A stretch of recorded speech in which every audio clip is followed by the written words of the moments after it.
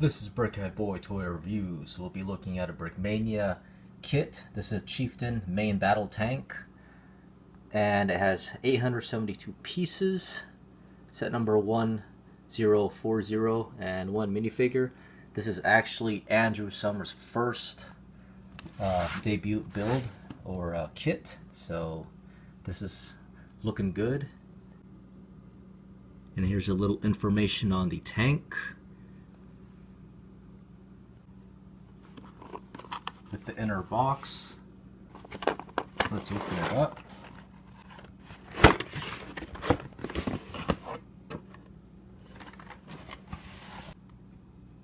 And here are the contents with the instruction book. Let's see if there's any stickers. And there are, right here. So one big bag, two medium, and two small. Let's build it.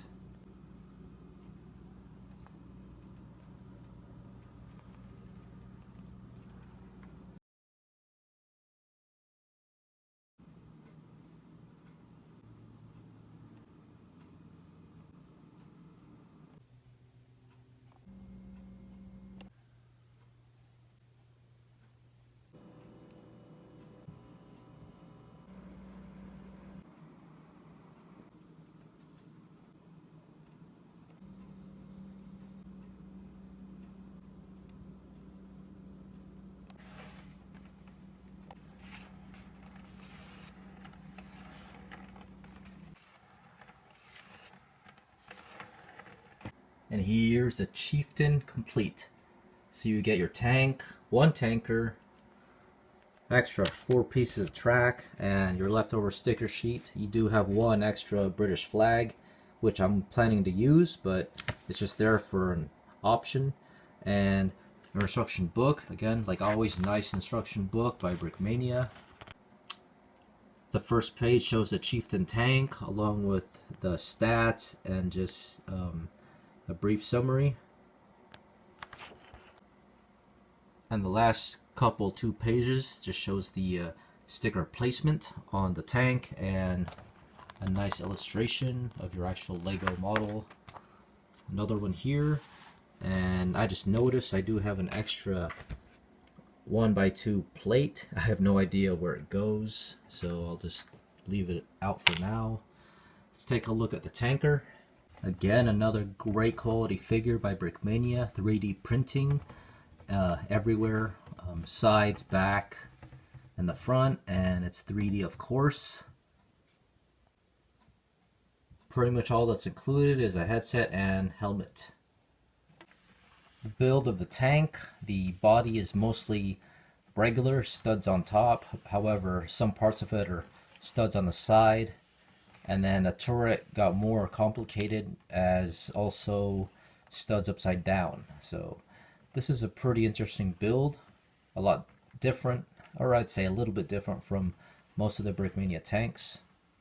On the back you have all these are stickers, and the only printed pieces were these 2 here and the hatch on top. But everything else were stickers. And back to the back again, I believe these are exhaust pipes. And you have your side skirts, which are removable. I'll do that in a second. And you do have headlights in the front. Oh, I missed that too. That is a printed piece as well. And you have your smoke launchers on top here. This is a little bit fragile when you pick it up, especially these parts here are very fragile, so you have to pick it up in certain spots to avoid breaking things, like possibly on the side here. And picking it up, you have to be careful because this will cave in, so I just have to be careful. And I know how I built it, so I know where the weak spots are. Let's examine the top. You have a machine gun along with a light, and just a little flaw for me is it touches the plate, so it is a little bit lopsided. You do have a hatch that opens and closes right here. And of course your printed hatch piece on there. These, like I said, are very fragile, but they look cool. And this is the first tank that I've built that has a ball and socket joint for the turret, which is cool.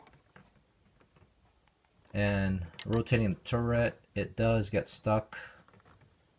Well, it did earlier, I guess not anymore, but it rolls freely now, so no problem. And you have probably for your gas, that's my guess. So let's just dissect this. Let's go ahead and pull the turret off, and that got stuck there. Pull the side skirts too.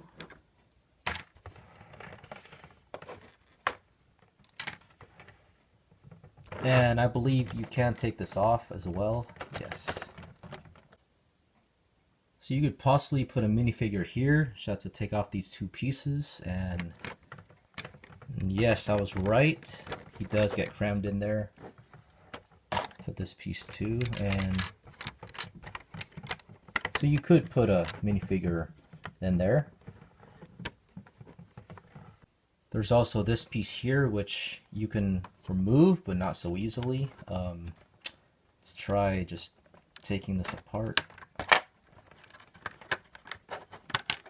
Okay, yes, it's only held by two studs, but you could pretty much just make your own custom engine in here. It gives you a little bit of freedom, which is nice.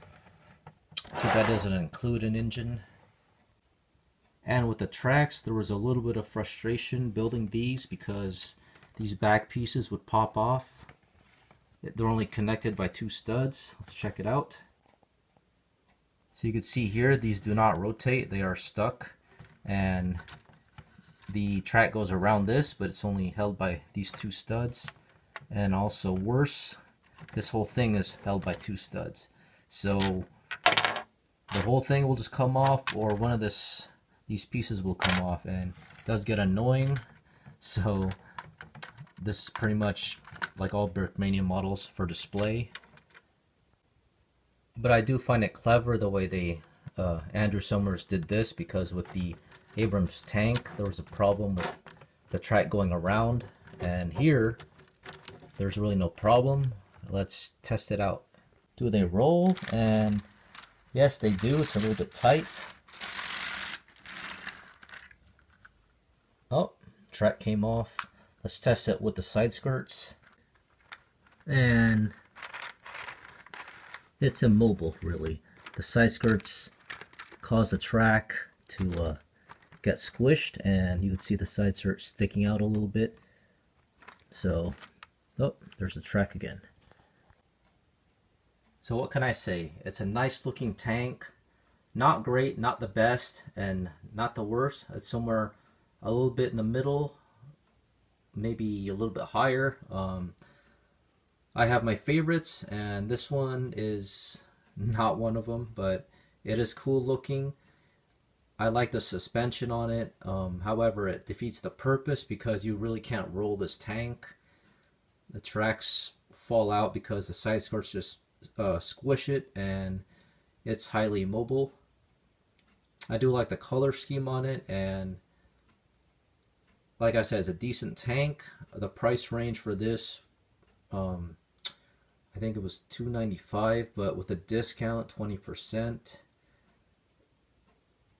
I say other tanks are more worth it than this one, so definitely the Abrams tank, which is a modern, this one Cold War, so I'm comparing two different eras, but nonetheless, this build's okay.